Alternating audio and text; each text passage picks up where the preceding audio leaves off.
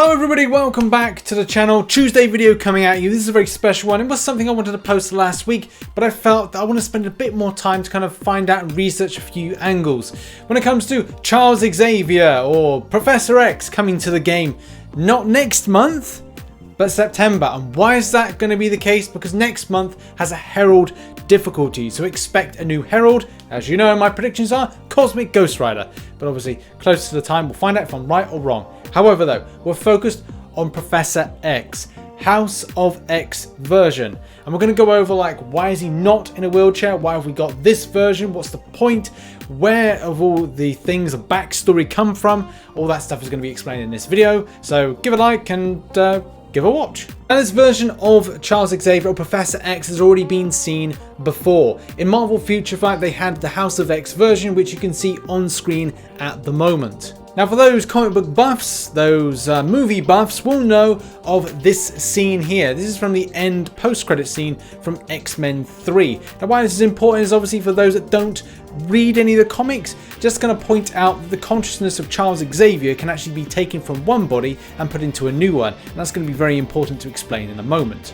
Now, in certain circumstances, there have been healing factors or circumstances where Charles Xavier has not needed to teleport or kind of like transfer his consciousness from one body to another, and has even been, healed in any case that he doesn't need his wheelchair anymore. But for the events that lead up to House X or House of X, and as well what you see before you when it comes to Charles Xavier walking, and obviously the scenarios with the Cerebro helmet, which we'll get onto in a moment, this is due to his consciousness being transferred to a different body. Now, there's a hell of a lot to unpack when it comes to this story arc of X, and Phantom X, now referring himself as X, but is embodied by Charles Xavier, who just wants to be referred to as X.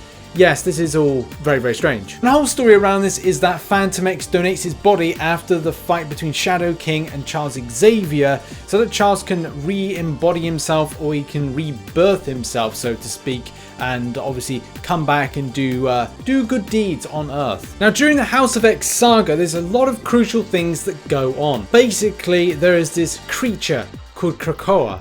And if I said that correctly, then everybody will know that this is a very important character from the Marvel Universe, especially from its healing properties and as well the safe haven, similar to Genosha with the mutants. So the mutant Cypher conversed deeply with Krakkoa, learning about its language, obviously called Krakkoan, and some of its history.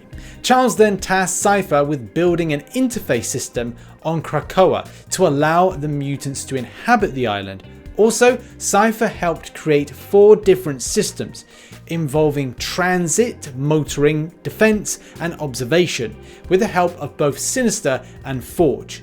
Xavier ended up refining Moira's studies about resurrection, establishing the Five, a group of mutants assembled to resurrect all the fallen mutants. Moira and Xavier then tasked several technopath mutants such as Cypher and Sage with creating a system called Sleeping Giant to monitor for Nimrod technological thresholds being reached and or the attempted creation of a mother mold, a replicating adaptive sentinel factory that was self-aware and capable of creating master molds.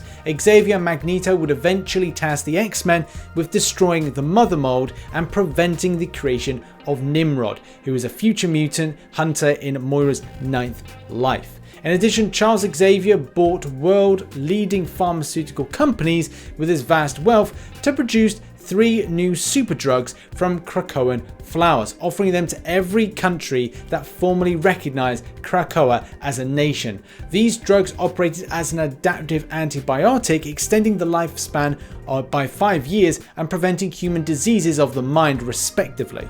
Now, as this story arc was pretty fresh back in 2019, and as well the whole idea of resurrecting mutants and obviously bringing them to a safe haven of Krakkoa, the fact is, like, looking at Apocalypse here from that does kind of inspire me that this could be the champion that is put in September. And obviously my hope is it's this version and not the Marvel Realm version. I know a lot of people have said it should be Onslaught, but man, like, I'm all about this idea of House of X being a big push, and this 2019 2019 story arc obviously going round circle, but we'll have to see. And one of the big questions I know a lot of people have is like, why is there so much of a portable Cerebro or a helmet on Charles Xavier? What is the purpose of it? Well, it had many functions, but obviously the first point is to say that at some point following the creation of the island nation of Krakkoa, Charles Xavier refashioned Cerebro into a special helmet he wears on his head.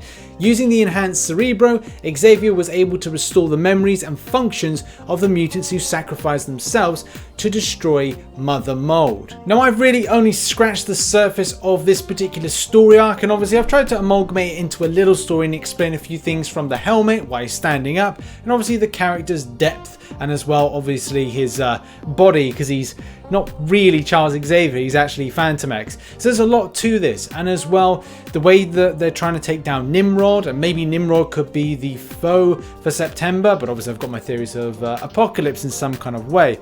In any case, this was an interesting one, and I hope you all enjoyed watching this and as well listening to some of the story arc of this particular House of X, Mutant and X-Men piece. Now, the links to learn more about the characters and as well the story arc can be found in the description, obviously where I did the research for this video, and as well check out some recent content here and over there. And yeah, I'm really excited for September, and especially with this particular story arc and as well how they're going to put this event in game. So thanks for watching, see you in the next one, bye bye for now.